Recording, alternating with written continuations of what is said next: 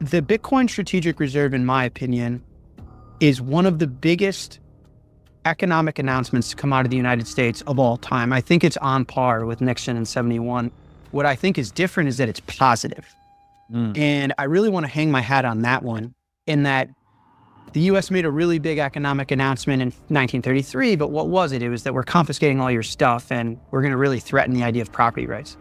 They made a really big one in 1971, but what was it? It was we're divorcing ourselves from the gold standard. We're not going to be governed by the laws of Mother Nature and the physical realities of the universe. We're going to be able to print money. They made a really big one in 2008, and what was it? Is we're going to bail out a lot of the mistakes on Wall Street and correct the wrongdoings and not let the free market and the business cycle complete. If we make an announcement in 2025 and lean into Bitcoin, it's not defensive. It's not reactionary. It's progressive. It's positive. To me, supporting Bitcoin is pro-technology. It's pro-innovation. It's pro-freedom. I think Bitcoin carries a lot of the American ideals that the country was founded on. Is equal rights, equal coming and going, equal and opining. There's rules with no rulers. It's land of the free, home of the brave. It's where dreams come true. It's where you migrate towards to have future prosperity and a future you can believe in. And that's my messaging to the public and to the government, is this is the most pro-American money we've ever come across. And it's pro all the ideals that I consider American and why I want to be in this country. I think that it will help aid all of the issues that active 30-year-olds, my friends and my peer class deals with in closing the deficit, strengthening the balance sheet of our country. And it will give me a lot more confidence in raising my future kids here. And so I think it's well worth getting that rhetoric out and that messaging out, and just drawing the contrast to that economic announcements in this country have been defensive and have been against the best interest of the public. And we're talking about an economic announcement that is addressing problems, arguably the biggest problem we have, aiding towards the quality of life. Like, let's get something straight. The governments around the world only own 2-3% of the outstanding supply of this asset. So who owns it? The public, the people.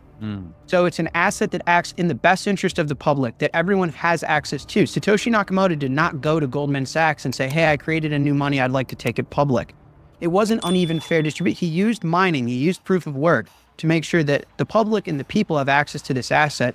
So for all of those reasons, I think the US government supporting this is not only acts in my best interest as a Bitcoiner, and I think acts in their best interest in regards to the deficits. I think it's very pro-American and addresses all of the fundamental issues that all of us Americans are feeling. All of us 30-year-olds are like, I'm never going to be a homeowner. I'm never going to be a dad. I'm never going to exit debt.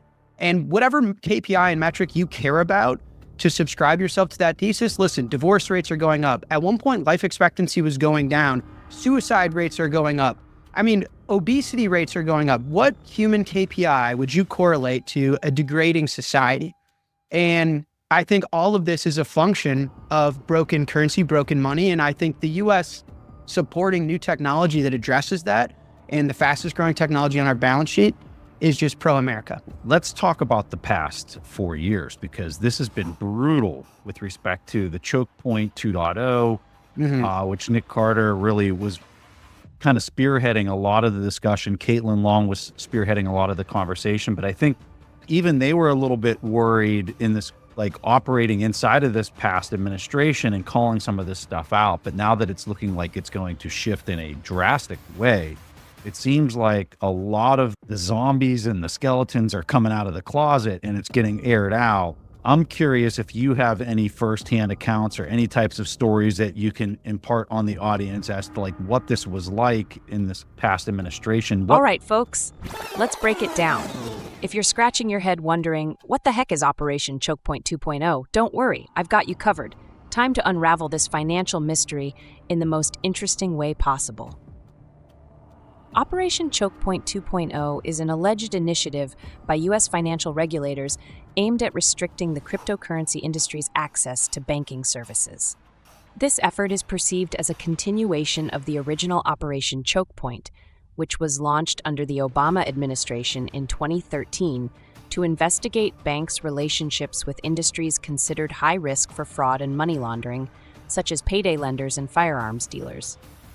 In the context of Operation Chokepoint 2.0, critics argue that regulators are pressuring banks to sever ties with cryptocurrency businesses, effectively choking them off from the financial system. This has led to significant challenges for crypto firms in maintaining banking relationships, thereby impacting their operations and growth within the U.S. financial market.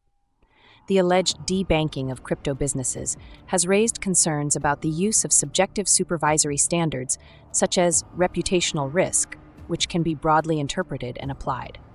Critics assert that this approach suppresses innovation and unfairly targets lawful industries without clear regulatory guidelines.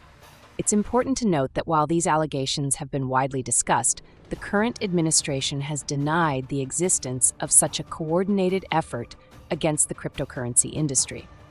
Nonetheless, the perceived impact on the crypto sector has sparked significant debate about the balance between regulatory oversight and financial innovation in the U.S. financial market. Let's hear more from Jack as he shares his personal experience and the immense burden this has placed on countless legitimate U.S. businesses. I think, well, firstly, I've had plenty of experiences with the choke point. I got caught up in Operation Chokepoint 2.0 for sure. My favorite story is when we were founding Strike, when I was, and my chief of staff is my best friend, we walked into a Chase Bank here in Chicago and said, hey, we're starting a company, we need a bank account. We were closing a venture capital round. We needed an account for the money to be wired into. We didn't have a bank account.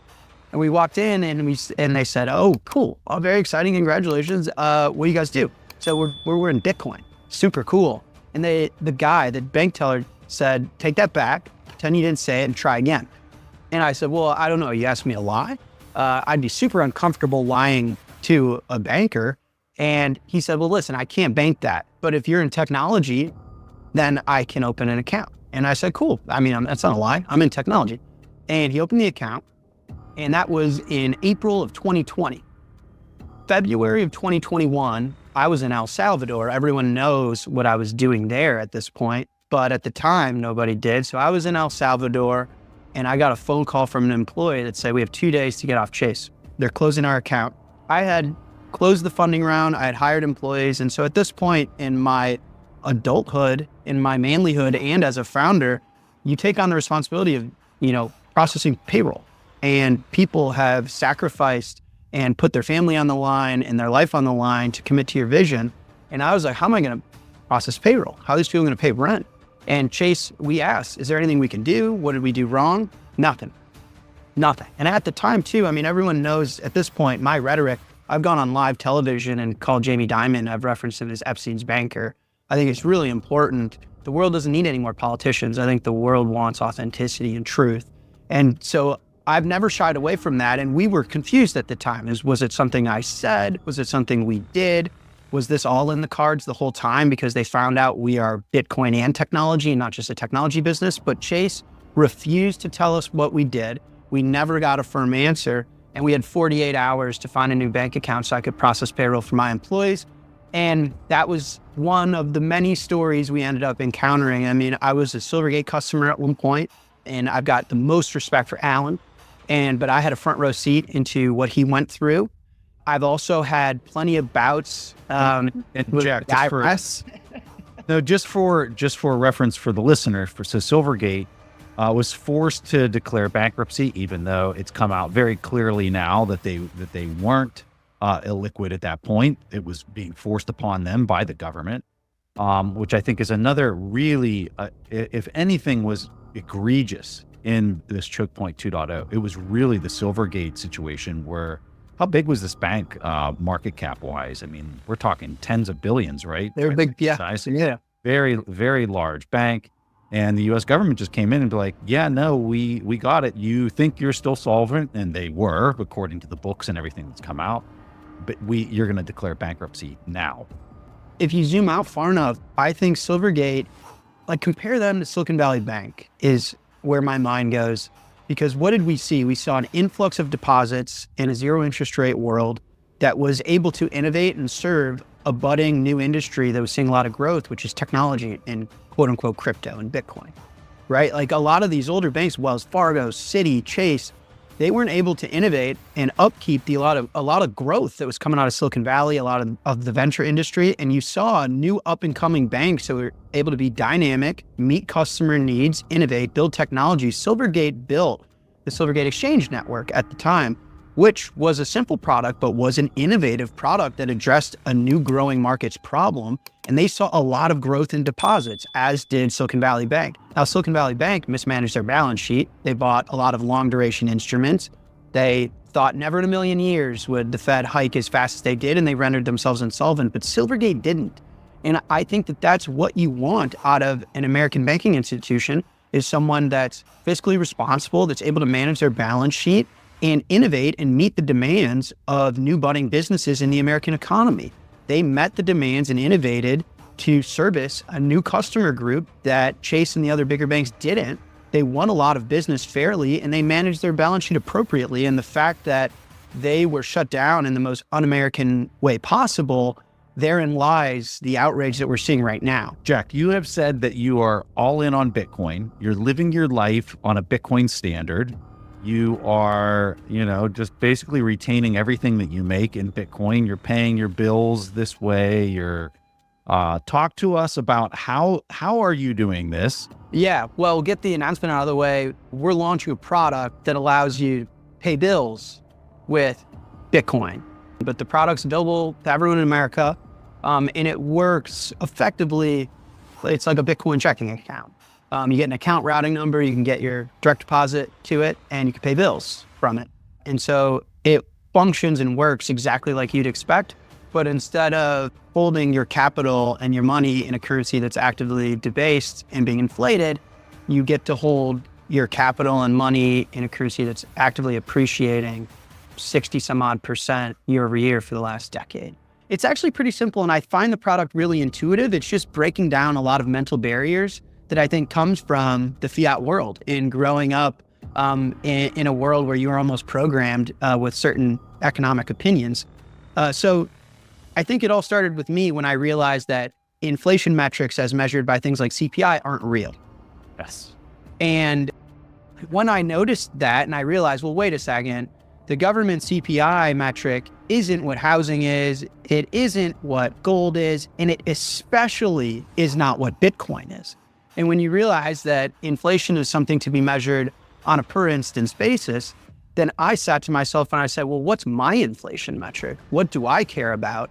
Because then that's how I'll define inflation. And I don't need someone else to define inflation for me if it's on a per instance basis. And I was like, well, Bitcoin's my, sats are my inflation rate, is how much Bitcoin can I get per dollar? I, like everyone else, had a rainy day fund of cash. Of course I did.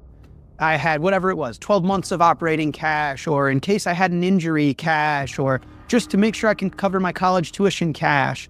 And I watched that cash get murdered in the inflation rate of Bitcoin. Bitcoin had gone up like 200, 300%. And I had gone from, this is a nice amount of Bitcoin worth of cash, to this isn't even one Bitcoin worth of cash. And I realized that I was just actively being debased by storing my money in dollars. And my life was getting perpetually more expensive by owning dollars, depending on what I wanted. If I wanted gas, it's getting marginally more expensive. If I wanted eggs, it's getting a little bit more expensive. If I wanted a house, it's getting a lot more expensive. If I wanted Bitcoin, it's getting unaffordably expensive. And then when you sit and you think to yourself, well, what are the things you want in life? These things are getting a lot more expensive only because the money that I'm choosing to store it in. That was my and mind you, I'm a kid at the time, but that was like my fundamental aha moment, is I was like, it's not because I'm bad at my job. It's not because I sleep in and hit snooze on my alarm. It's not because I'm not going to the gym enough. It's not because I'm a mean person. It's not because my teacher doesn't like me. It's simply because when I contribute time and energy and effort and labor and work into the world, I'm choosing dollars instead of something else. And then I decided to myself, I'm going to own none of these things, because from a first principle basis, why would I own any of the currency that only goes down, right? I'd thought, like, Preston, if you have a currency that only goes down historically, how much of it do you want to own? Yeah, you don't. Zero. That's what I built for myself, which was, I want to be able to own only Bitcoin, which is going up 63% year over year over the last decade. I don't want any dollars. I want to get my direct deposit and paycheck converted into Bitcoin. And then I want to just spend on credit cards. Credit cards are an amazing product because I can spend dollars without ever having to own them. So I just run up a bill on my Amex, on my Chase Sapphire, on my Fidelity credit card. And then I have an account routing number with Bitcoin in it that just pays the bills every single month. And over the last year, for example, Bitcoin's up over 100%, which is a fancy way of saying it's doubled in value, which is an even fancier way of saying my life has gotten half off. So it really hits you in this profound way where you're like, wow, if I own dollars, my life gets more expensive. If my checking account is in Bitcoin, my life not only gets cheaper, but like half off. So like every house, every grocery bill, every gas bill, every vacation is 50% discounted for me. And that's what we're finally rolling out to people. But I don't know, people find it revolutionary and almost like dumbfounded that I live my life that way. But I really got there pragmatically and really simply of like, wait a second, inflation isn't CPI. Inflation is measured differently. Wait a second, the dollar only goes down. Wait a second, why do I own any? Wait a second, why don't I only own Bitcoin? Wait a second, why don't I run the Michael Saylor playbook personally, which is dollar denominated debt to own more Bitcoin? Wait a second, I have a life hack and my checking account goes up 63% a year for doing nothing but being smart.